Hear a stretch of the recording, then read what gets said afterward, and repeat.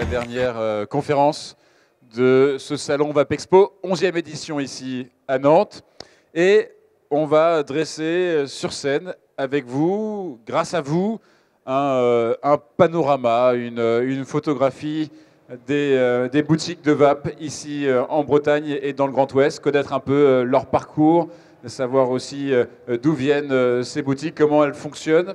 Voilà un petit peu le programme de cette conférence. Je rappelle qu'à l'issue de cette conférence, donc juste après, dans la foulée, avec Jacques Le Wezek, il va remettre les premières certifications SimVAP. Il y en a 20 professionnels qui vont être certifiés SimVAP. Et ça, c'est assez unique, c'est la première fois et ça sera ici sur scène, juste derrière. Mais d'abord, donc, tour de table, présentation, vous tirez la langue. De... Ah bon, ça va, alors je croyais que c'était pour moi. Non, je ne permettrai pas, Charles. Parfait, alors très bien. Justement, on va commencer... non, ce ne serait pas galant. On va commencer avec les femmes. On va faire un tour de table. On va vous présenter. Et ce que je propose, c'est que dans les grandes lignes, vraiment, vous nous présentiez votre boutique. Qu'est-ce qui fait sa spécificité? Et donc, on va commencer avec vous, Patricia Combe de Vapart. Bienvenue. Merci. Je vais faire ce que je peux, excusez-moi. Alors, Patricia n'avait plus beaucoup de voix. Non. Mais collez bien le micro, je pense que ça va fonctionner. On va pousser un peu le micro de Patricia et ça va fonctionner. C'est mieux comme ça? Ouais, Vapart. Alors, vous êtes où? Pont-l'Abbé. Pont-l'Abbé. Pont-l'Abbé, chez les Bigoudins. Très bien. Voilà. Très bien. Spécificité de la boutique, boutique indépendante. Voilà. Et Ouverte il y a combien de temps? 5 ans. 5 ans maintenant. Voilà. Parfait. Autre chose à déclarer? On en reparlera après sans doute. Après les douanes, ouais. Très bien. À côté de vous, on a Virginie Cadeau. C'est ça. Bienvenue. Alors, vous êtes de Happy Vap Lounge à Lannion. Exactement. Quelques mots pour vous présenter la boutique, le magasin. La boutique, on est axé évidemment sur le primo pour aider les gens. Et en plus, on a un espace lounge et bar pour que tout le monde se sente à l'aise. Ok. Voilà. Et ça fonctionne bien, l'espace lounge? Oui. Vous avez du monde sans arrêt dans le magasin? On a du monde. Parfait. On a même des petites mamies qui ne vapotent pas, mais qui viennent prendre un thé. Super. Parfait, bienvenue. À côté de vous, on a Olivier Leborgne de l'Éco-Vapoteur. C'est ça, bonjour. Bienvenue. Merci. Alors vous êtes où? Alors, Brest même, Oui. donc Finistère Nord, dont je représente l'Éco-Vapoteur pour Cédric Lahaute, le gérant. Dit Boubou, hein, c'est son petit surnom. On a 6 shops Finistère Nord, notre site internet d'iVapor. Moi, je suis sur un magasin de primo, du geek, fait toute catégorie, qui existe depuis un peu plus de 7 ans. Un des 2 premiers sur Brest, sur le Finistère Nord. Et puis voilà. Super, merci. À côté de vous, donc, Roberto Fernandez, la vape de Lille. C'est ça? c'est bien ça. C'est bien dit? C'est très bien dit. Alors vous êtes où? Racontez-nous. Alors moi, je suis le local de l'étape. Je suis en plein centre-ville de Nantes. Voilà, et ça fait 5 ans, comme Patricia, qu'on l'a ouvert. Primo et jusqu'à confirmer, et puis après ils volent de leurs propres ailes. Voilà. Super. Et puis, donc, pour terminer ce tour de table, Agnès Expazo de Ozone. Oui, bonjour. Moi, ça fait 6 ans. On a commencé par Rennes. Et puis ensuite, aujourd'hui, il y a 8 shops Ozone, un 9e en ouverture à Combourg ce mois-ci, à la fin du mois. Donc les 8 shops, c'est toujours dans la région ouest? Toujours uniquement en Bretagne. Ouais. Donc Rennes, Finistère, Morbihan et maintenant Côte d'Armor avec Combourg. Très bien. Ça y est, on finit la boucle bretonne là. Parfait. Et donc pour animer les échanges, Jacques Le Wezek, docteur en sciences de la vie, de la santé, tabacologue. Et Jacques, vous avez également Amzorglass, cet organisme de formation, avec une formation certifiée désormais, SimVAP. On en reparlera juste après. Vous allez remettre les premières certifications et vous les connaissez toutes, ces boutiques? Oui, je les connais toutes. Je les connais toutes pour plein de raisons. Bien sûr aussi parce qu'ils ont tous fait ma formation ou ma certification pour les plus récents. Et la toute première boutique que j'ai connue, c'est celle d'Agnès. C'était à l'époque de l'Edus. Et j'ai essayé de faire signer la pétition de l'EDUS en 2013 et je faisais le tour des boutiques de Rennes. Et ça a plutôt bien marché. Et donc c'est comme ça que je l'ai connue. Ensuite, j'ai connu Patricia à travers le grand forum. Et puis j'ai assisté au démarrage de sa boutique. Virginie, je sais plus trop, probablement sur des VAP Expo, et puis ensuite, ensuite à l'ouverture de la boutique, et puis la formation que tu es venu faire à Rennes au début. Et puis il y a Roberto. Je dis pas où on s'est connus, non. Bon. Mais voilà, on s'est connus, il a fait aussi la formation. Et puis le petit dernier, Olivier, la formation, elle date de l'année dernière. Je crois que c'était en mai ou juin, ou un truc comme ça. Ouais, voilà. Voilà. Donc j'avais juste envie de montrer le dynamisme de la VAP dans le Grand Ouest, et particulièrement en Bretagne, hein, d'après les chiffres du baromètre santé, donc 2017, c'est en Bretagne qu'on vape le plus. On est à plus de 4% de la population qui vape. Et je crois effectivement qu'il y a un dynamisme des boutiques en Bretagne particulièrement intéressant. Alors on a évoqué le fait que peut-être il n'y ait pas de frontières à passer pour aller chercher du tabac pas cher. En même temps, quand on voit que c'était aussi un pays de marins pêcheurs, marins commerce, et que ces marins ont le tabac en détaxé. Donc c'est pas forcément facile non plus. Donc le fait de ne pas avoir de frontières avec un pays qui fait du tabac moins cher n'est pas forcément l'explication. Voilà. Donc il y a un vrai dynamisme. Et j'avais juste, on va commencer par juste un petit tour de table. Déjà, comment vous avez découvert la vape? Moi, j'ai découvert la vape sur Internet en recevant des spams, je dirais, depuis 2010 à peu près.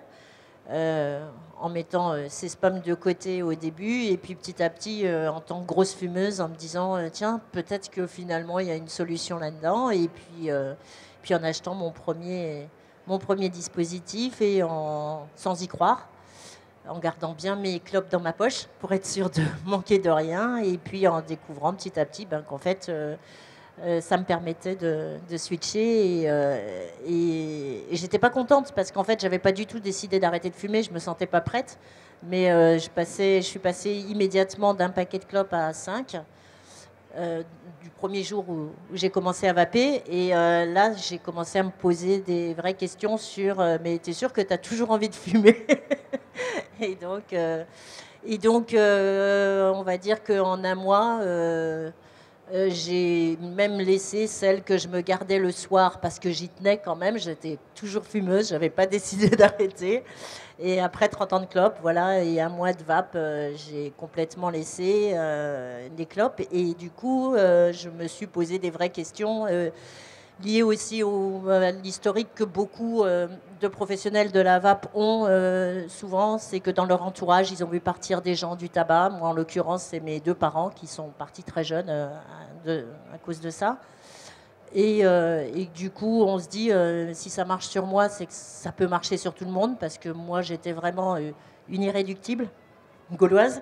Donc, et à se dire que vraiment, ce truc-là, il faut le faire connaître, quoi. Donc là, je parle de 2012 où personne ne vapait encore, et où on regardait les quelques rares vapoteurs un peu comme des extraterrestres, en leur demandant ce qu'ils avaient là dans la main et ce qui leur permettait de faire ce nuage-là.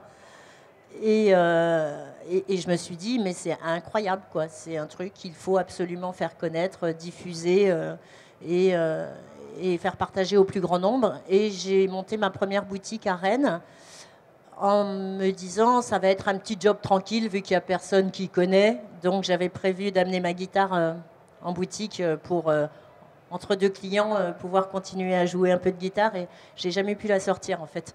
Donc, et très vite, il y a eu derrière beaucoup de boutiques alors que j'avais pas du tout de business plan quoi. Mais les autres boutiques se sont créées parce que des proches ont eu envie de monter le même concept que celui que j'avais monté, qui était très axé sur produits de qualité, uniquement production française, etc. Donc chez Ozone, on ne fait pas du tout de liquide étranger, pas parce qu'ils sont pas bons, c'est pas la question. Et quoi qu'il en soit, il n'y a pas un liquide qui soit de toute façon moins bon qu'une clope. Donc par définition, c'est pas pour ça, c'est simplement parce que moi j'ai une éthique par rapport au consommer local et puis l'envie aussi de proximité avec mes fournisseurs, dont je vais visiter systématiquement les labos, etc. Donc voilà, on a cette éthique-là. Et puis les Bretons aiment bien aussi le côté local. Donc voilà, je suis restée sur ça. Et puis je vais laisser parler les autres, hein, parce que quand même... Voilà.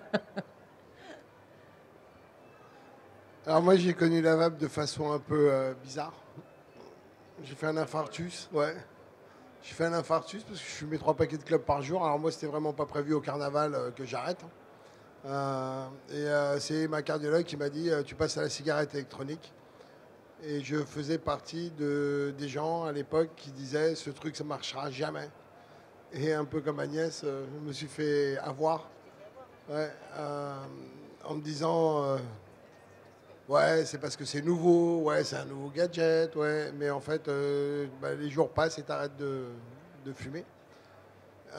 Donc moi, j'y suis venu vraiment par obligation, parce que j'avais envie de continuer à fumer et que j'avais trouvé un super moyen de me substituer de façon à l'époque, je ne savais pas si c'était vraiment vachement mieux ou pas mieux, mais ça avait fonctionné sur moi. Donc en fait, j'ai eu le même raisonnement que ma petite voisine de gauche.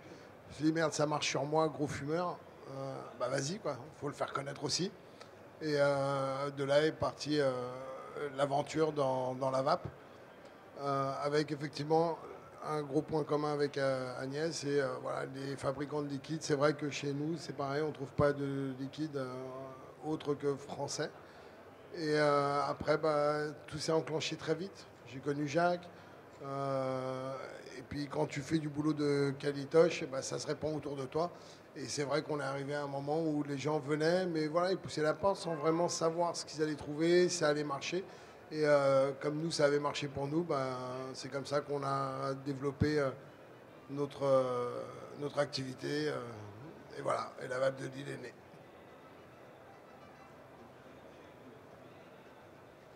Alors, en ce qui me concerne, je rejoindrai un petit peu le discours de mes deux collègues juste avant. Ça fait 5 ans et demi à peu près que je vape, de l'asthme, 1 paquet et demi par jour. J'ai fumé de 18 à 36 ans. Mon médecin m'a dit un jour, t'en as pas marre de venir me voir 2 fois par mois, cortisone, antibiotiques, etc. Petit choc psychologique. J'ai eu la chance d'avoir un apéro, enfin, ça se fait souvent chez nous, hein, ces choses-là. Un collègue qui avait pris un petit kit. J'avais tout essayé avant, les patchs, les inhalateurs, les gommes, etc. Le Ziban, le Champix. Je déconseille fortement d'ailleurs. Voilà, j'ai essayé son petit kit.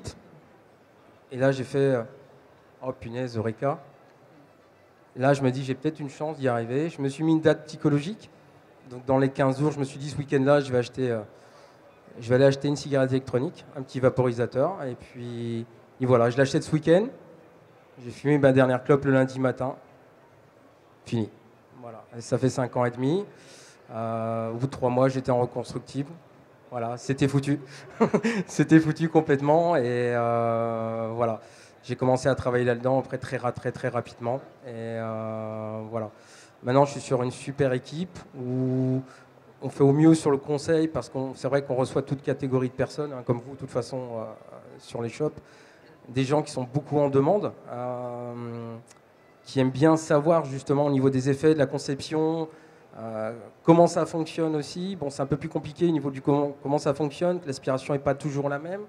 On a eu des petites infos avec Jacques sur la formation qui ont bien aidé aussi pour le côté un peu plus scientifique, un peu plus au niveau du cerveau, des effets de la nicotine. Ce qui est très important de donner au niveau des infos aussi, au niveau du public. Et puis voilà, un succès.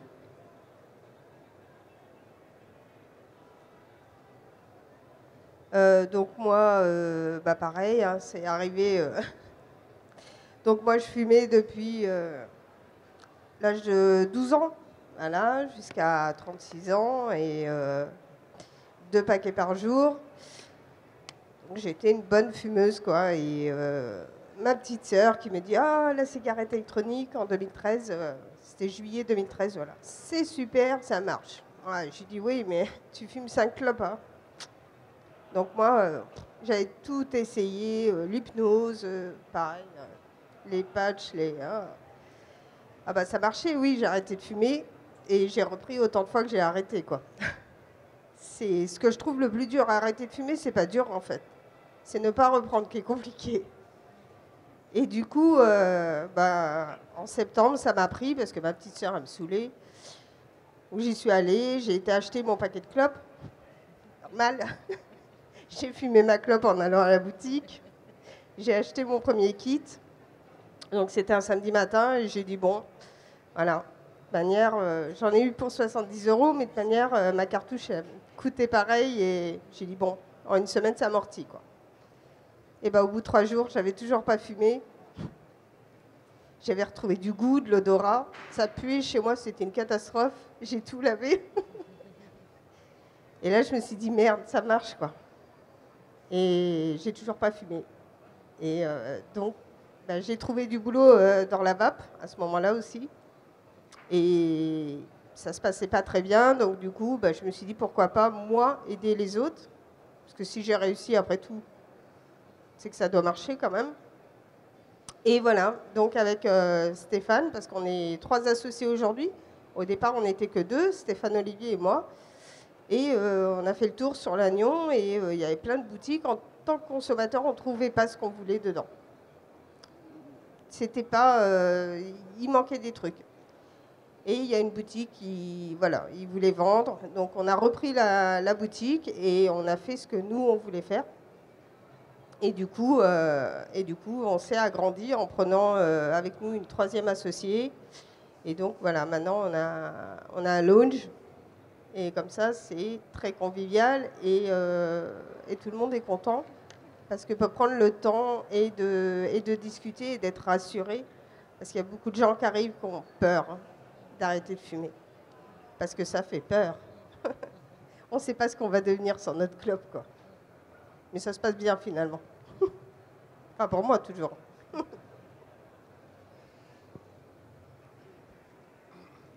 Rassurez-vous, c'est pas parce que j'ai fumé que j'ai cette voix-là. La vape, c'est dangereux, je suis désolé. Oui, c'est le cigare. Non, ma rencontre avec la vape, c'était le hasard complet parce que, bon, j'ai fumé 35 ans, faut le dire. Les cigarettes de papa au début. Forcément, à 11 ans, on les planque pour qu'ils ne fument pas. À 12, on les fume pour faire pareil. Voilà. C'était des gitanes blanches sans filtre, il fallait être motivé quand même. Hein.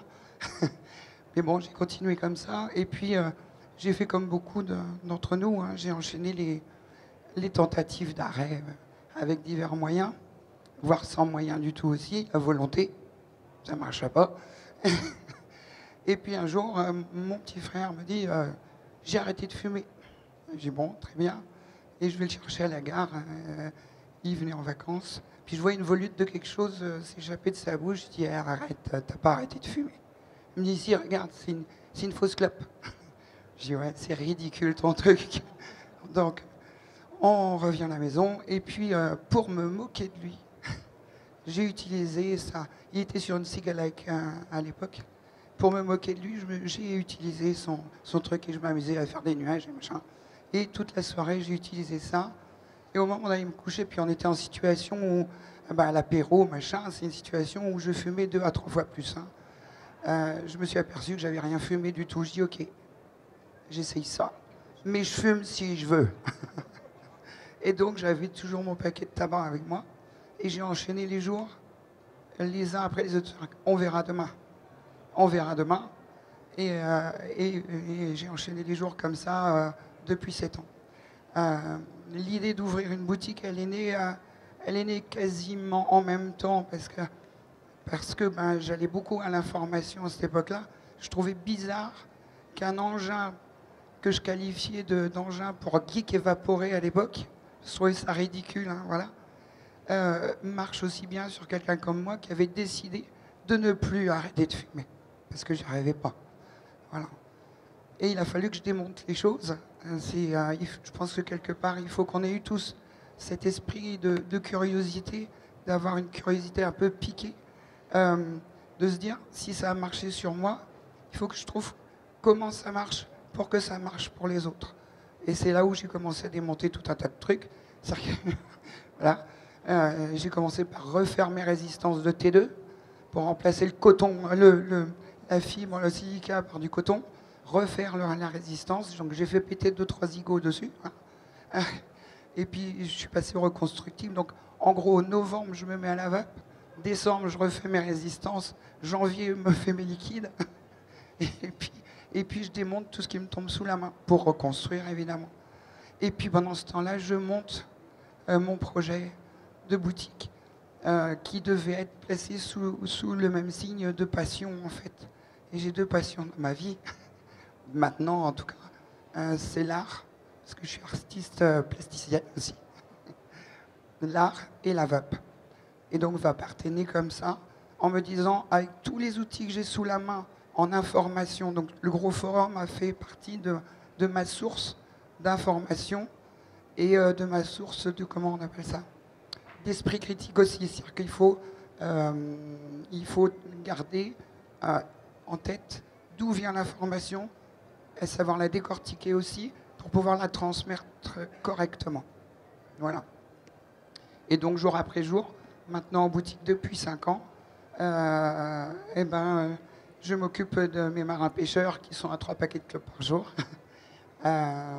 Et je leur ouvre ma trousse à outils, je sors mon trousseau de clés, je leur donne des clés, je leur dis voilà, ça marche comme ça, ça marche comme ça.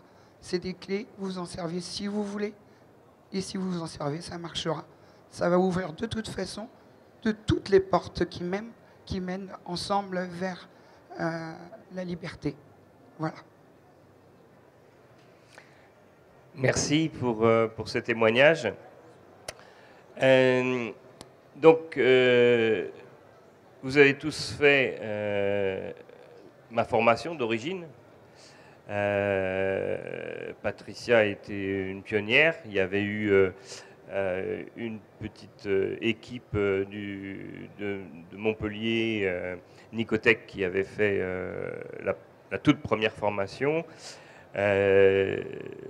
Roberto, ensuite Agnès, avec toutes ceux qui avaient déjà plusieurs boutiques à l'époque, et puis toutes les autres boutiques aussi de Rennes, parce qu'il y a une très bonne ambiance globalement à Rennes entre les boutiques. Donc ils sont tous venus, on a fait 2 ou 3 sessions pour former tout le monde. Et puis voilà, puis il y a eu aussi, Virginie a rejoint une de ces sessions qu'on avait fait à Rennes. On en a fait une à Nantes pour Roberto, et puis donc la dernière. Donc, qu'est-ce qui vous a motivé à vous former ?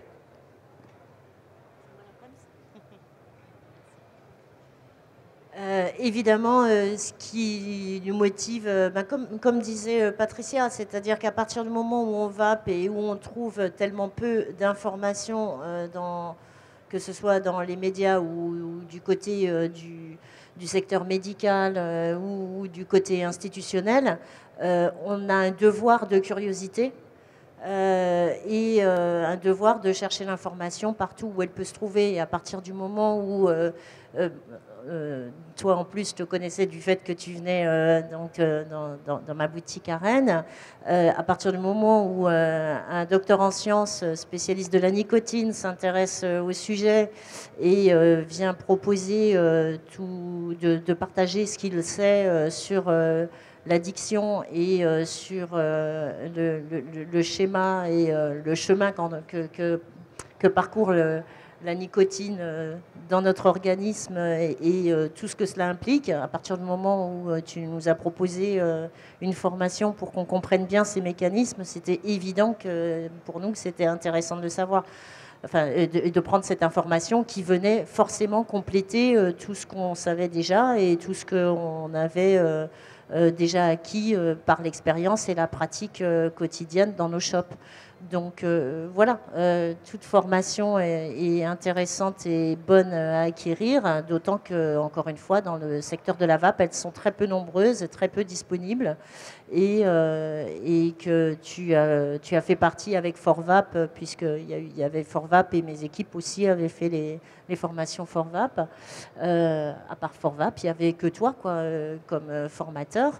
Et puis aujourd'hui, on se retrouve avec la formation, effectivement, Amzerglas que tu dispenses et la future formation qui démarre ce mois-ci au niveau de la FIVAP. Il y a 2 sources et forcément, elles sont intéressantes toutes les deux et sans doute complémentaires toutes les deux. Et pour ma part, systématiquement, toutes mes équipes, c'est clair, suivront toutes les formations disponibles sur le marché, quoi. Voilà. Moi, ce que je veux dire aussi à propos de la formation, c'est qu'il est essentiel non seulement de se former, mais de s'informer en permanence. Il y a le Vaping Post, il y a des gens comme Sébastien Béziot ou comme Guy Armand qui font un travail formidable autour de la vape, Jean-Yves No aussi. Mes équipes sont fortement incitées tout le temps à non seulement se former, mais s'informer en permanence de où on en est pour avoir ce regard critique et savoir effectivement démonter les fakes, répondre à nos clients quand il y a de la désinformation. On en a encore une belle preuve là en ce moment avec cette fameuse étude américaine qui est en train de sortir sur les risques d'AVC et d'hypertension artérielle, etc., liées à la vape. Alors évidemment, quand on fait une comparaison entre un non-fumeur et la vape, et c'est ce qu'on dit tous les jours à nos clients, évidemment, il vaut mieux rien inhaler du tout qu'inhaler quelque chose. Mais ce genre d'étude prend bien soin de ne pas comparer un fumeur avec la vape. Et c'est là où il faut tout le temps remettre le point de vue dans le bon sens, c'est-à-dire que la vape est là pour la réduction des risques et non pas pour prétendre à une innocuité totale. Donc voilà. Alors moi, j'ai commencé par faire la première formation chez Forvap. Ensuite, j'ai suivi celle de Jacques. J'ai eu la chance maintenant de faire celle de la Simvap que fait Amzerglas. Il faut juste comprendre que nous, en boutique, on est quand même tenu par rapport à nos clients, comme disait Agnès, d'être informés, d'être au fait de tout ce qui se fait. Parce qu'on est quand même sur un secteur qui bouge et qui va très très vite. On est tenu aussi à pas mal lire, se renseigner. Alors on lit les mêmes âneries, l'hypertension, les crises cardiaques, je vous rassure, ça fait 5 piges et mon cœur va très bien, je peux le démontrer médicalement parlant. Aujourd'hui, tous ces gens-là, voilà, ils font leur boulot de sape. Mais nous, on est là pour donner une alternative et qui est très importante. Quand quelqu'un pousse la porte d'une boutique de vape, c'est un deuil, c'est pas évident. Les regards, on les connaît tous ici parce que voilà, on est mal à l'aise. Comment on va vivre sans cette putain de clope et c'est à nous de les rassurer.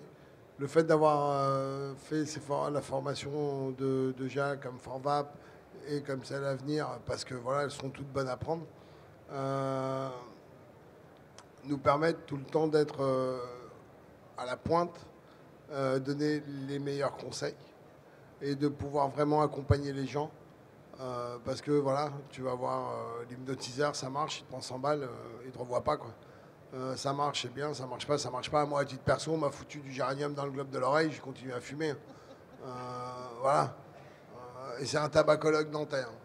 Je ne balancerai pas son nom. Non, mais voilà, aujourd'hui, nous, notre métier à nous, il est juste... c'est un métier à part entière, c'est devenu un métier qui n'existait pas.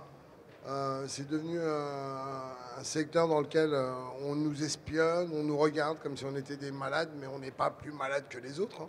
On essaye simplement d'aider des gens. Après, ouais, psychologiquement, moi, je vais pas bien, mais ça, c'est mon problème perso.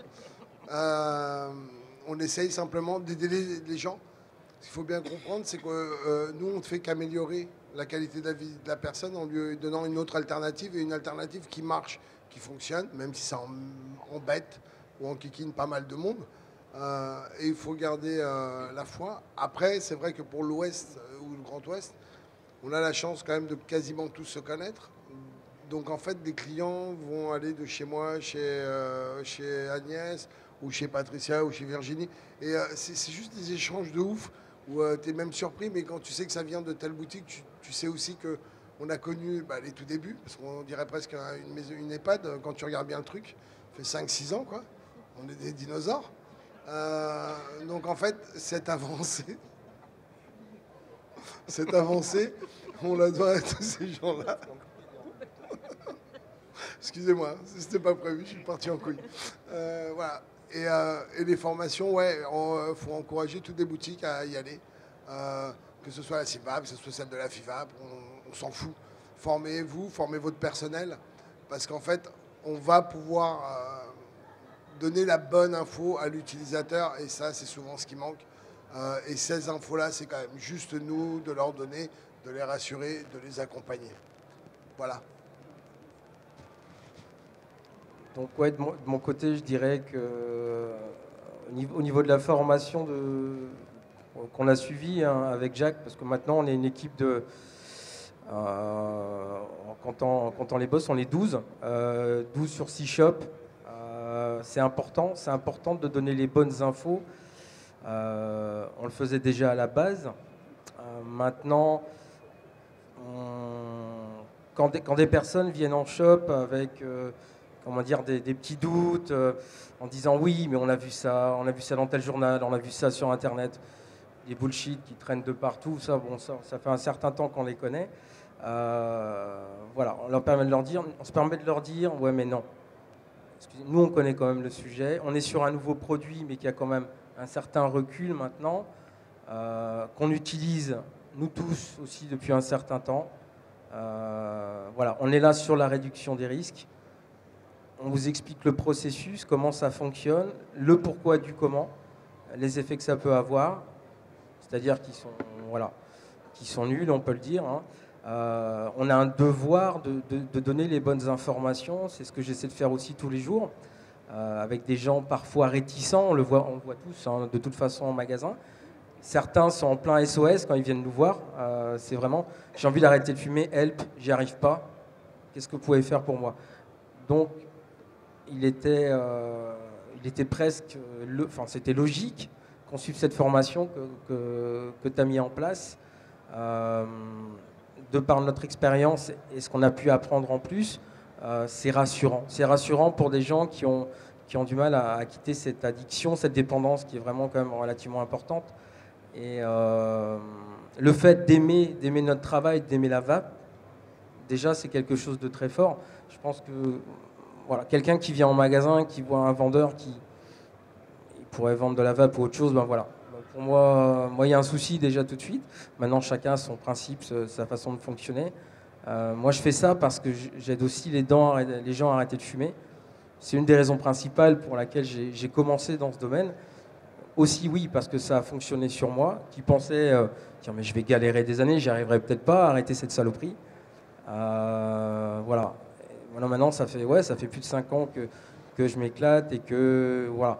Les gens, quand ils reviennent, au bout de 3-4 semaines, j'ai pas retouché une cigarette. Ah si, j'en ai fumé une l'autre jour, mais elle était dégueulasse. Mais voilà. J'ai envie de dire merci à vous de revenir.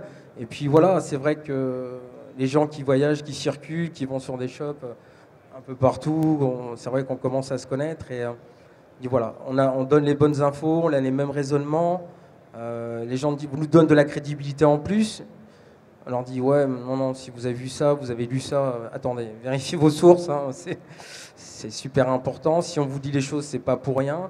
Cette certification, ça nous donne un plus important, je pense qu'on sera tous d'accord là-dessus.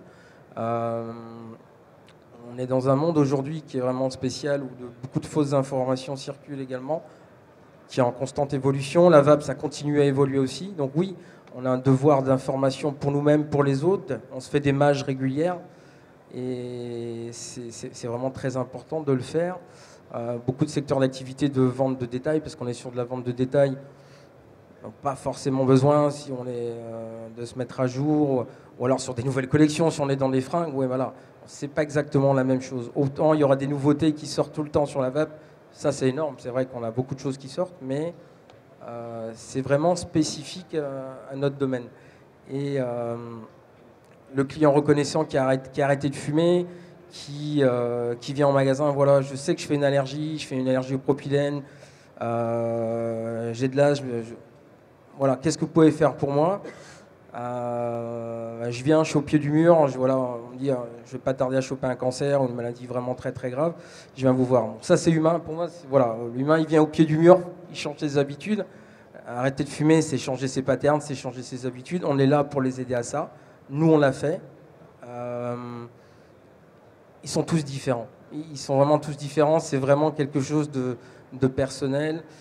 On ne peut pas dire tu vas prendre ça à n'importe qui, ça. Voilà, quelqu'un qui fait partir sur du Subom à 0,3, sur de l'inhalation directe, quelqu'un qui va fumer 20 clopes par jour, sur du 12 mg, du 16 mg, je dis moi, ça va être compliqué. Il faut savoir adapter le matériel, adapter le liquide et comprendre aussi le plaisir qu'on peut trouver. Et la vape, c'est aussi chercher ce plaisir-là, aussi pour se dégoûter de la clope, même si on retrouve le goût et l'odorat rapidement. Enfin, ça aussi, ça dépend de chacun. Hein. Mais ce petit côté plaisir va aussi avoir son importance. Les effets aussi, comment dire, le fonctionnement au niveau du cerveau, de l'organisme, pouvoir donner les bonnes informations, c'est devenu indispensable. C'est rassurant pour les gens aussi. On a tout le bagage, je pense, maintenant pour pouvoir le faire. Et voilà, les gens viennent nous voir et ils savent maintenant que non seulement on aime ce qu'on fait, mais aussi on a toutes les informations supplémentaires. Donc la certification elle-même aussi apporte un gros plus pour ceux qui font cette formation. Donc c'est vrai que personnellement aussi, j'encourage les gens à faire cette formation, voire d'autres qui se créent, hein, mais vraiment qui permettent d'avoir des éléments à apporter à ces gens qui ne connaissent pas ce domaine, à part des gens qui peuvent vaper dans leurs entourages, qui ont lu des articles de ci, de ça, pas toujours très réalistes. Voilà. Il faut savoir, on est là pour donner les bons éléments et il faut savoir le faire de la bonne façon, mais différemment entre deux personnes. Voilà. On ne peut pas avoir le même discours pour tout le monde, ça, on le voit tous aussi. Et voilà, on fait un métier formidable, c'est tout. Oui, je suis assez d'accord. Nous, après la formation, pareil, moi, je ne sais pas parler de quelque chose que je ne connais pas. Ça me paraît compliqué et j'ai besoin de comprendre ce que je fais. Et encore plus quand je l'explique à quelqu'un pour l'aider, quoi. Donc la formation, évidemment, ça paraissait évident. Et ce qui me paraît aussi évident, parce qu'on voit l'évolution de la vape. Alors oui, le matériel évolue très vite, mais on a eu des formations. Mais maintenant, je vois, il y a le sel de nicotine qui est arrivé, il y a le CBD qui arrive. Enfin, qui est arrivé, hein, qui arrive. Il y a un moment qui est là.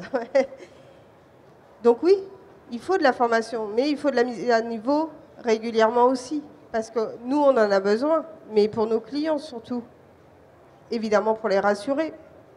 Voilà, moi, c'est vrai que les clients qui arrivent, on en a quand même de moins en moins, mais qui arrivent en disant « on ne sait pas ce qu'il y a dedans ». Ben non, vous ne savez pas ce qu'il y a dedans. Moi, je sais. Et je vais vous expliquer. Et on a le Vapiou aussi. Pareil, quand ils ont vu des articles dans les journaux, attendez, moi, je vais vous en donner des vrais articles. Comme ça, au moins, voilà. Donc, l'information et la formation, oui, pour moi, ça devrait être obligatoire. Voilà, parce que voilà, on n'est pas là, on n'est pas des vendeurs, quoi. On vend pas des petits pois ou des chaussettes, quoi. J'en parlais hier soir, je crois, et je disais, justement, moi, j'ai un monsieur qui est venu en me disant, la tabacologue m'a dit ça,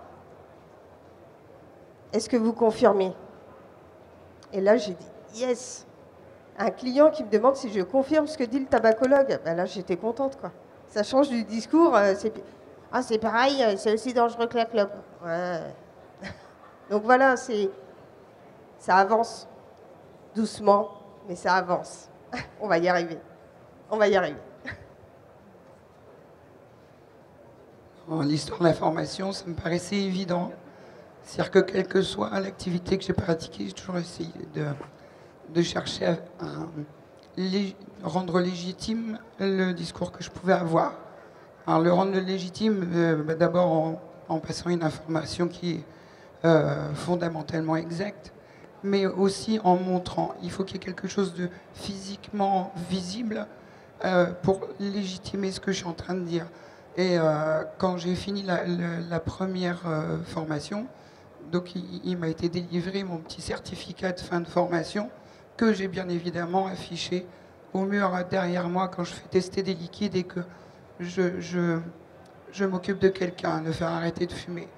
À partir du moment où ses yeux se posent sur ce petit certificat qui est juste un bout de papier pourtant, eh ben mon discours il est plus perçu comme simplement un argumentaire commercial, mais comme un discours qui est là comme un conseil, mais un vrai conseil.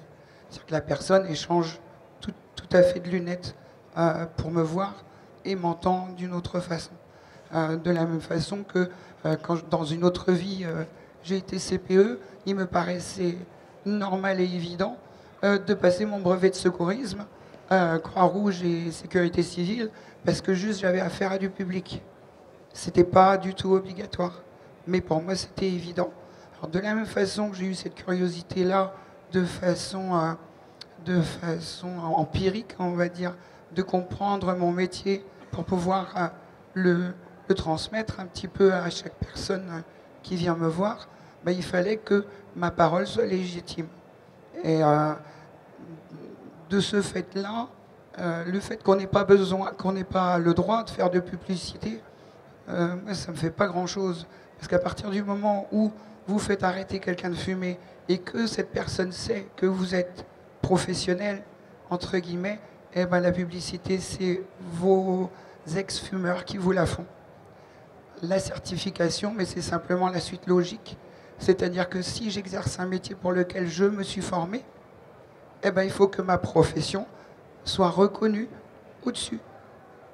Voilà, c'est tout. Parlons un peu du dynamisme des boutiques en Bretagne, dans le Grand Ouest. On sait que, j'ai mentionné tout à l'heure que la Bretagne, c'était là où il y avait le plus, mais la Normandie et les Pays de Loire sont juste derrière, donc tout le Grand Ouest, et on peut aussi parler de l'Aquitaine. Tout le Grand Ouest est vraiment un milieu dynamique pour la vape. Qu'est-ce qui, malgré le fait que vous ayez de la concurrence autour, qu'il y ait d'autres boutiques autour, qu'est-ce qui fait, à votre avis, la réputation de votre boutique et pourquoi les gens reviennent? Je pense que c'est un peu comme pour tout, c'est-à-dire que les gens qui sentent qu'on prend en compte leurs demandes, leurs besoins et qu'on ne se fiche pas de leur tête, ils reviennent. Enfin, je veux dire, moi, c'est comme ça que je me comporte quand je vais dans un commerce et je pense que tout le monde est à peu près à la même enseigne de ce point de vue-là. Et il en va pour la vape comme pour le reste, c'est-à-dire qu'à partir du moment où on prend soin des gens qui viennent vous voir, qu'on ne leur survend pas du matériel, qu'on leur donne des vraies solutions pour arrêter de fumer, donc pour résoudre leurs besoins, pour résoudre leurs problèmes et assouvir leurs besoins, et qu'on les accompagne derrière, c'est-à-dire qu'on reste une porte ouverte et une oreille attentive à tout ce qu'ils peuvent avoir derrière à nous poser comme question ou comme retour à nous faire sur ces produits. Où ils trouvent chez nous de la convivialité et de la présence, une vraie présence, ben je pense qu'il n'y a pas besoin de plus. Mais clairement, on n'est pas sur un commerce banal, on n'est pas des débitants. On est une profession qui s'apparenterait davantage Et c'est un petit peu l'objectif, je pense, de cette volonté de formation qui anime aussi bien le SI2V que la FIVAP et que l'ensemble de la profession de la VAP. On est sur la recherche d'une définition de métier qui s'apparente davantage, mais, disons par exemple, à un ophtalmo, à un opticien, pardon, plutôt qu'un ophtalmo, à un opticien, c'est-à-dire une boutique où on va trouver effectivement quelqu'un qui vend des produits courants, mais pour autant pour lesquels il y a besoin d'un minimum d'expertise. Et moi, je trouve cette analogie des boutiques de vape avec celle des opticiens assez similaire.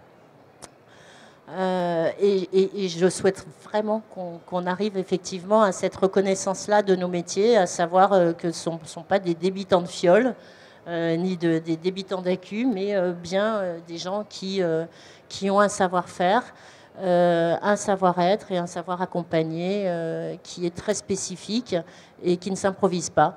C'est ce qu'on a pu constater en 2014 quand il y a eu une grosse vague d'ouverture puis de fermeture de boutiques sur la fin de l'année 2014, début 2015, où il y en a plein qui ont disparu. C'est parce que ça se vend pas comme ça. C'est un métier. Et je pense que dans l'Ouest, il faut croire que dans l'Ouest, alors je suis incapable de répondre à ta question, à te dire pourquoi dans l'Ouest c'est comme ça, mais peut-être qu'on est particulièrement attentifs les uns et les autres à tous ces critères-là d'accompagnement, d'écoute et de soins à prendre des gens. Voilà. Alors moi je vais répondre, je sais pourquoi dans l'Ouest, et surtout à Nantes. Non, mais je vais parler de l'Ouest. En Bretagne, vous avez les bonnets rouges. Ils ont tout fait reculer. Nous, on fait tout avancer dans la vape. À Nantes, on adore les manifs. Donc, on est tout le temps à la pointe de la technologie. Et pour la vape, c'est pareil. Nous, quand on a créé la boutique, il y a eu 3 mots qui nous ont paru méga importants et qui étaient l'écoute, le conseil et l'accompagnement. Et nous, notre métier, c'est d'écouter. Ça rejoint un peu ce que dit Agnès, on n'est pas des débitants. Débiter, n'importe qui est capable de le faire facilement. Écouter quelqu'un, cerner la personne, aller adapter le matériel qui va faire la différence, la conseiller sur les taux de nicotine et tout ça. Ça, c'est notre job à nous. Et effectivement, le parallèle avec l'opticien, c'est ça. On va tous se regarder avec de belles lunettes. Moi, je les ai prises bleues, mais voilà, chacun voudra porter celle qu'il voudra. Et nous, on les oriente vers ce qui nous semble le mieux avec nos connaissances et avec ce qu'on a pu prendre comme information auprès de la personne. Et l'accompagnement, pareil. Vous rentrez dans une boutique de vape et peut-être que dans l'Ouest, on a un goût prononcé pour la fête. Il n'y a pas que pour l'apéro, mais pour l'accueil aussi. Rarement dans les boutiques de l'Ouest, vous arrivez avec des gens qui font la gueule derrière un comptoir. Donc tout ça fait qu'il y a peut-être une banalisation de notre façon de faire, à laquelle on tient. Parce que moi, je vais aussi dans des boutiques de vape, pas forcément dans l'Ouest. Et c'est vrai qu'il y a des moments où tu as l'impression qu'ils te donnent une corde et l'adresse du pont pour aller te pendre. Ça donne pas forcément méga envie. Sérieux. Déjà qu'ils arrivent, ils se chient dessus. Si en plus, toi, tu fais la gueule, ça sert à rien. Et que notre but à nous, il est juste là. On sait que c'est un moment fort pour la personne qui rentre. Et c'est à nous d'être à la hauteur en les écoutant. Et moi, je vais aller un peu plus loin. Moi, je pense que notre métier, je ne vais pas prendre le truc de l'opticien, il y a l'événement qu'on trouve partout dans les grandes surfaces, tout ce que vous voulez. Puis, il y a le sur-mesure. On a des grands créateurs de couture, on a des trucs comme ça. Et nous, notre métier, il est vraiment du sur-mesure. Je pense qu'ici, aucune de ces personnes-là vend 2 fois d'affilée la même chose. Elles vont écouter, elles vont adapter. Et elles vont accompagner à leur façon. Et c'est peut-être ça qui donne ce dynamisme et cette envie aux gens. Et nous, on s'est développé, comme disait Patricia, sur le bouche à oreille. Moi, je vais presque remercier l'interdiction de la pub, parce que je suis très mauvais en informatique. C'est que pour ça. Après, voilà, ça serait bien qu'ils nous l'enlèvent aussi pour qu'on puisse avoir pignon sur rue et être reconnu par les résultats qu'on apporte et qu'on a apporté au quotidien. Donc c'est, je pense, cette partie dynamique qu'on a ici, qu'on n'a peut-être pas autre part. Après, je ne connais pas toutes les régions de France comme celle-là. Puis ici, voilà, on aime la folie. Donc Je voudrais, si vous permettez, je voudrais juste rebondir sur l'histoire de la pub. Je crois qu'on est tous unanimes à dire que éthiquement, c'est pas bien que ça soit interdit parce qu'il n'y a aucune raison valable pour que ça le soit, mais qu'au fond, on est vachement content que ça le soit. Donc on est super hypocrite. On est vachement content que ça le soit. Pourquoi ? Parce que clairement, nos moyens ne seraient pas ceux du monde du tabac et que si la pub était autorisée, c'est pas nous qui pourrions prendre la parole sur des 4x3, sur des spots publicitaires à la télé, c'est pas nous. Et du coup, le message de la VAP serait complètement faussé et confié aux mains des fabricants de tabac, qui eux ont des moyens extraordinaires pour parler de leurs produits. Et même si leurs produits, nous, on les trouve pas chouettes, pardon à ceux qui sont peut-être là, mais bon, nous, perso, on les trouve pas chouettes. N'empêche que c'est eux qui pourraient prendre la parole et se faire valoir, et que le grand public, c'est d'eux qu'ils entendraient parler, et donc c'est vers eux qu'ils se dirigeraient en premier, avant éventuellement de venir ensuite chez nous, parce qu'ils auraient d'éventuelles déceptions. Bon, je ne dis pas que les produits fabriqués par les fabricants de tabac ne peuvent pas marcher. Je veux dire, nous-mêmes, quand on a arrêté de fumer, on a arrêté sur des produits qui étaient non pas très extraordinaires à l'époque non plus. Et pour autant, on a réussi à laisser nos clopes. Donc, je veux dire, c'est pas impossible. Mais on est capable de faire tellement mieux que quel dommage, quoi, de se contenter. Bon, bref. Donc voilà, quelque part, on est assez contents, nous. Merci. Alors moi je dirais quand on vient chez nous, quand on vient nous voir à l'Ecovap, on avait déjà, et on a de plus en plus de gens qui me disent voilà, on m'a dit de venir chez vous, on m'a dit de venir te voir, parce qu'on vient de me tutoyer, vous voyez, à la limite je m'en fous, en magasin, que ce soit un jeune, une personne plus âgée, voilà, ça n'a pas d'importance, il y a toujours un respect, il y a toujours un lien qui va se créer aussi, et ce lien il est vraiment très important dans ce domaine. Comme tu disais, l'oculiste, voilà, c'est vraiment spécifique. On doit aussi faire preuve d'empathie. L'empathie est très importante dans ce domaine-là par rapport au ressenti de la personne, que ce soit pour lui faire tester un liquide, son ressenti sur la vapeur, parce que quelqu'un qui inhale de la vapeur pour la première fois, c'est pas évident. On est tous passés par là. C'est pas quelque chose de simple. C'est quelque chose qu'on ne connaît pas. Quelque chose qu'on connaît pas, on en a peur. Faut savoir le faire d'une façon la plus correcte. Et comme je disais tout à l'heure, un client qui revient au bout de plusieurs semaines dire merci. Moi, j'ai envie de lui dire merci à vous, merci à toi. Merci de ton retour. Tu as arrêté de fumer, mais voilà. Moi, j'ai fait mon job.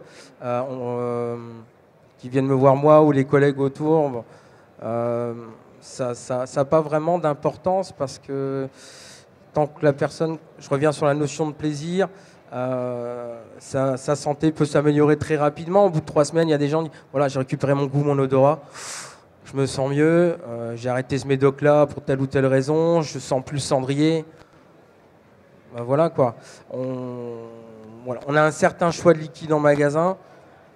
Moi, je me retrouve avec des gens qui disent voilà, moi j'ai ça comme problème. Voilà, je dis ben voilà, moi je vais te mettre ça en taux de VG, ça en taux de PG. Je vais te mettre un liquide comme ça. Systématiquement, dans ma tête, je me dis, voilà, je vais faire partir sur ce genre de choses. On n'est pas sur des schémas répétitifs. Si ça peut se faire, sur 50 clients, on va retrouver 2-3 fois le même schéma, mais on va avoir des bases totalement différentes les 3/4 du temps. Et on va adapter au mieux par rapport à la personne qui est en face de nous. Concernant les clients réticents, qui ont peur, qui vont nous chercher, qui vont nous provoquer, parce qu'on en a aussi. On en a toujours. Parce qu'ils ont peur, ils ont ce principe de peur-là.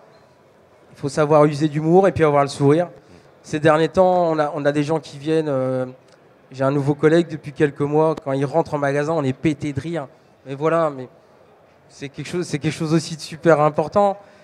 Pourquoi ? Parce que voilà, on est comme ça, on est naturel, on ne joue pas un rôle, on sourit naturellement. Et voilà, ça fait partie Voilà, on doit être vrai dans ce domaine. On n'est pas des commerciaux, on n'est pas des forces de vente. On est vraiment sur un domaine spécifique et dans lequel il faut continuer à travailler et évoluer. Comme tu disais, on avance doucement mais sûrement. Il faut continuer à le faire de la meilleure façon possible. Et un client reconnaissant, pour moi, voilà, c'est super important. Merci Olivier. On va peut-être terminer là et offrir un petit peu, ouvrir pour des questions. Ouais, vous avez des questions, on peut prendre 5-10 minutes si vous avez des questions, des remarques sur ce qui a été dit. Une question, oui. Yes, bonjour.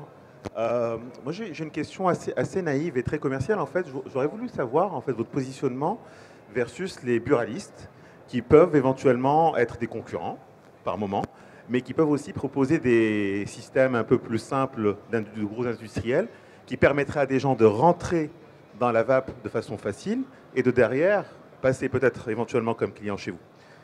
J'aimerais bien savoir votre positionnement. Ça, c'est ma première question. Et ma deuxième question, qui est en rapport avec celle-ci, c'est quid de proposer alors je fais ça parce qu'ils sont au-dessus, ces dispositifs-là chez vous, même si j'ai bien compris, j'ai bien entendu que le Made in France, c'est super important, etc. Mais si l'objectif est potentiellement de convertir des fumeurs en utilisateurs de nicotine autrement pour leur sauver la vie, est-ce qu'un effort pourrait être éventuellement fait pour mettre des dispositifs plus simples aujourd'hui et aider à ces gens-là à arrêter de fumer dans la foulée? C'est très naïf comme question, c'est vraiment pour comprendre votre façon de voir. Bon, moi je veux bien... Pardon Roberto, je te coupe la chic, mais j'ai envie de m'exprimer, merci. Oui, bureau de tabac, oui, pourquoi pas, mais moi non. Non. On ne peut pas vendre l'antidote et le poison au même endroit. On ne peut pas demander à un alcoolique d'aller se sevrer dans un bar. Je pense que arrêter de fumer dans un bureau de tabac, c'est encore plus compliqué. C'est encore plus compliqué. Roberto? Alors, moi j'ai une position un peu plus sympa. Ça fait 5 ans, 6 ans pour ici la dame qui est à ma gauche. Cette belle histoire qu'on essaye de nous faire gober, qu'en étant chez les buralistes, ils vont prôner pour le produit, patati patata. Ça fait 5 ans, voire 6 ans ou plus, on se démerde et on s'en sort. Les gens viennent chez nous. Moi, quand ma bagnole elle est en panne, je l'emmène chez le mécano, pas chez le plombier. C'est comme si j'ouvrais une épicerie végane avec un rayon boucherie, tu vois. C'est juste un petit peu le même concept.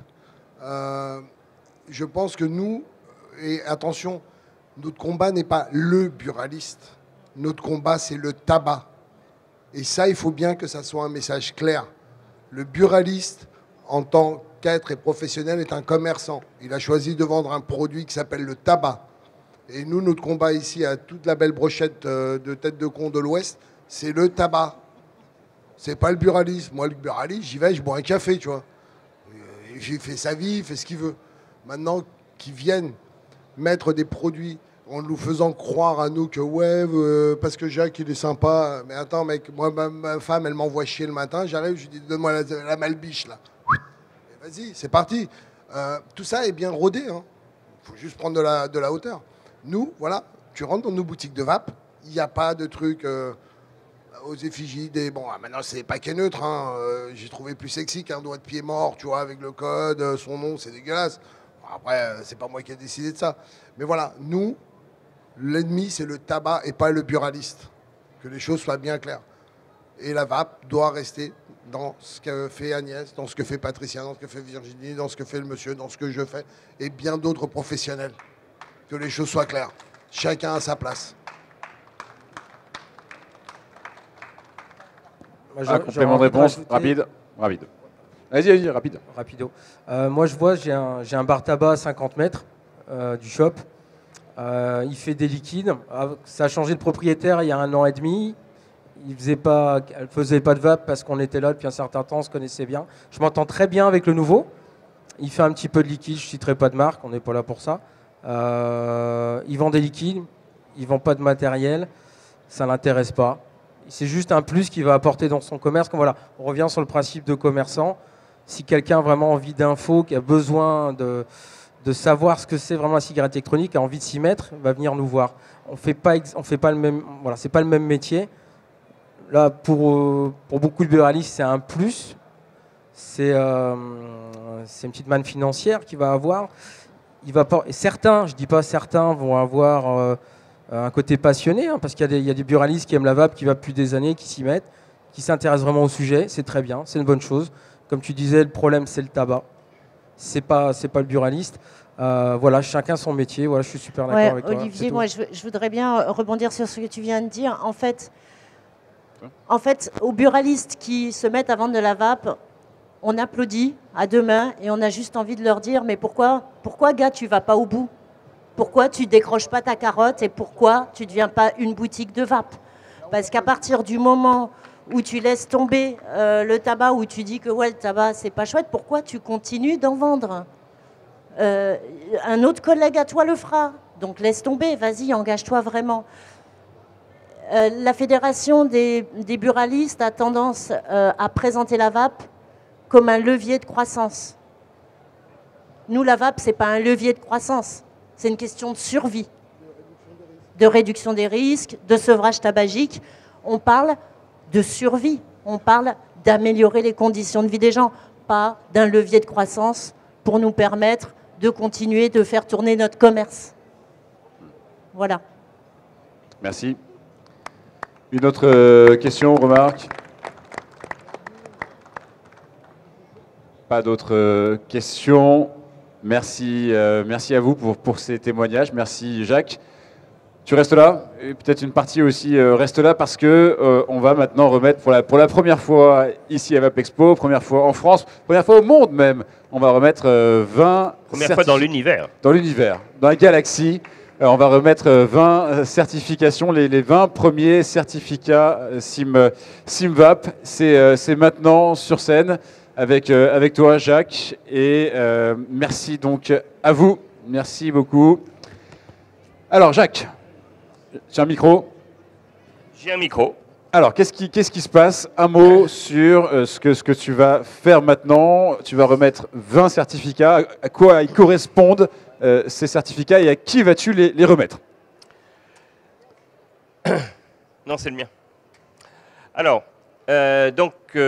effectivement, aujourd'hui, suite à la réunion du jury de la certification interprofessionnelle des métiers de la vape, j'ai l'honneur aujourd'hui de remettre les 20 premières certifications qui sont le premier pas, les premières pierres d'un édifice qui est en train de se monter, qui fait suite aux formations que j'ai initiées il y a maintenant plus de 3 ans et qui donc évolue avec comme but de faire effectivement reconnaître les métiers de la vape tels qu'ils sont et pour être reconnus comme une branche, un vrai métier. Virginie tout à l'heure disait faudrait presque que ce soit obligatoire, peut-être un jour on y arrivera.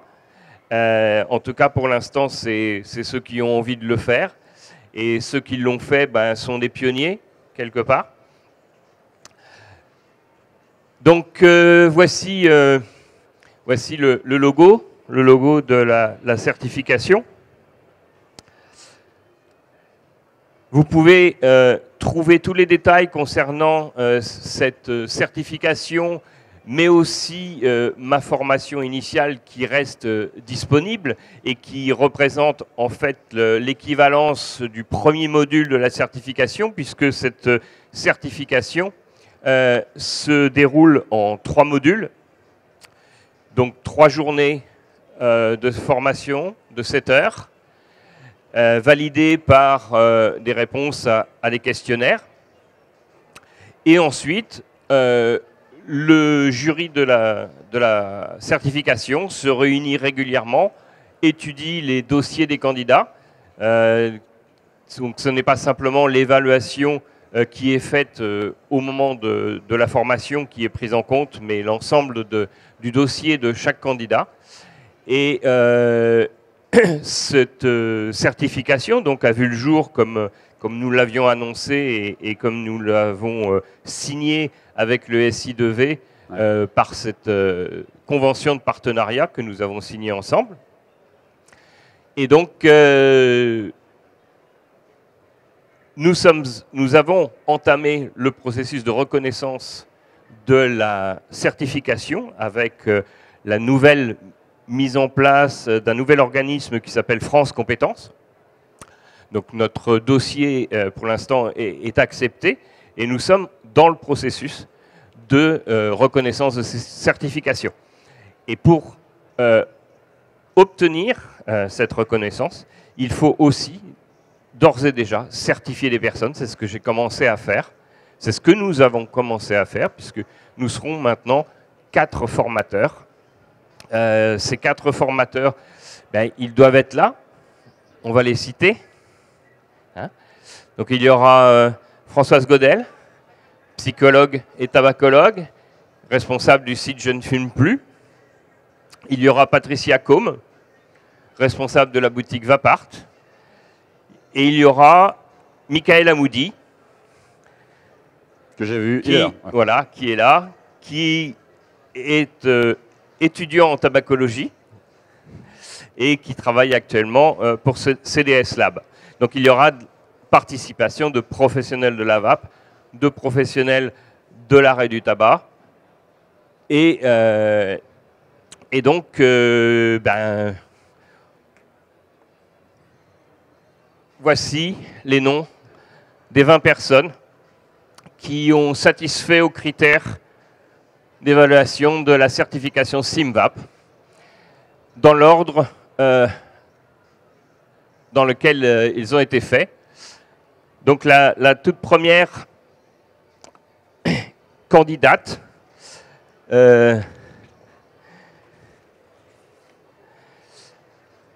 donc là, vous avez et Patricia Combe, Patricia, qui est présente. Et alors, si je vous ai bien entendu, Patricia, vous allez le mettre derrière le comptoir. Hein.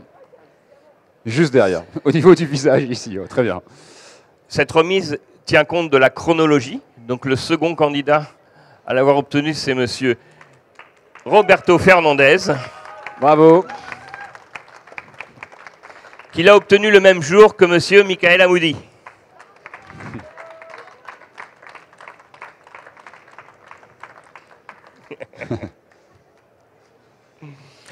Alors, est-ce qu'il y a un représentant de Planète Vapo ici? Oui, 2, venez.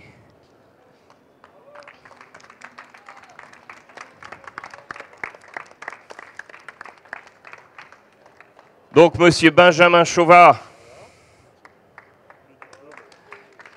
Rappelle-moi ton nom. Patrick. Les autres, je ramène pour l'équipe. Oui, voilà. Hop. Patrick Collet, responsable des boutiques Planète Vapo et qui va remettre à ses collaborateurs qui ont aussi passé alors, et ça. Voilà. Voilà, Planète Vapo, Angers et autour d'Angers. Ensuite, nous avons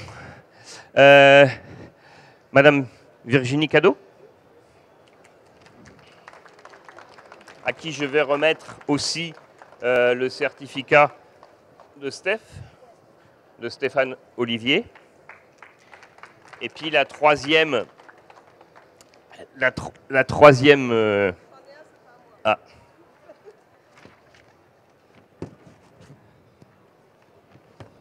Voilà.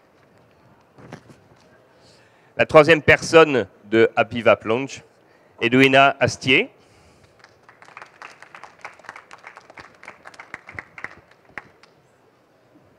Et enfin, pour terminer, est-ce qu'un représentant de Lips France est ici?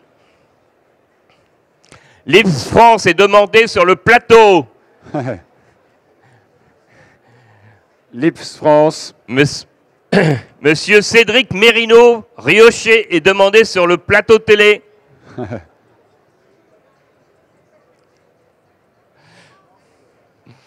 Bon, j'irai leur remettre. Donc il y a, Ouais, tu as l'équipe, il y a là. toute l'équipe Ah ouais, ça fait de du monde. l'IPS France qui est donc pour le coup le premier laboratoire fabricant des liquides français à obtenir la certification SIMVAP. Alors Jacques, ils reçoivent donc ce certificat, et puis il y a également les macarons. Voilà. Les boutiques qui auront formé au moins les 3/4 de leur personnel auront la possibilité d'afficher sur leur vitrine ce macaron qui montrera à la clientèle qu'ils auront affaire à un professionnel formé, certifié. Cette certification sera accordée pour 3 ans et nécessitera une mise à jour, bien évidemment, pour reconduction. On est dans un domaine qui évolue très vite, que ce soit sur le matériel, que ce soit sur les liquides. Comme le mentionnait tout à l'heure Virginie, au début où je faisais mes formations, on ne parlait pas de sel de nicotine, on ne parlait pas de CBD. C'est le cas maintenant. Donc forcément que d'ici 3 ans, il y aura forcément des nouveautés et il faudra se mettre à jour. Ces mises à jour ne nécessiteront peut-être pas du présentiel. Peut-être que ça sera, si la mise à jour n'est pas très importante, ça pourra peut-être se faire sur Internet, sous forme d'un questionnaire ou autre. Si nous estimons, si le comité pédagogique estime qu'il y a nécessité à ce qu'il y ait vraiment présence de candidats, alors à ce moment-là, eh bien, ça sera certainement sur une journée et de façon à revalider la certification. Parfait. La prochaine formation, la prochaine session, c'est fin du mois? La prochaine session, c'est 25, 26, 27 mars. Ouais. Et il y aura à Rennes. Donc dorénavant, pour ces certifications, comme nous sommes 4 intervenants, c'est pour des raisons logistiques, il est plus simple que ce soit les boutiques qui se déplacent. Et donc il y aura une session par mois, qu'on a essayé en général de caler la 3e semaine du mois, parce qu'on sait que c'est celle qui est la moins chargée en boutique. Ouais. Et donc il y aura une session par mois jusqu'à la fin de l'année, sauf en juillet-août. Je prends mes vacances. Très bien. Parfait. Autre chose à ajouter, Jacques? Non, non, non, si ce n'est que si...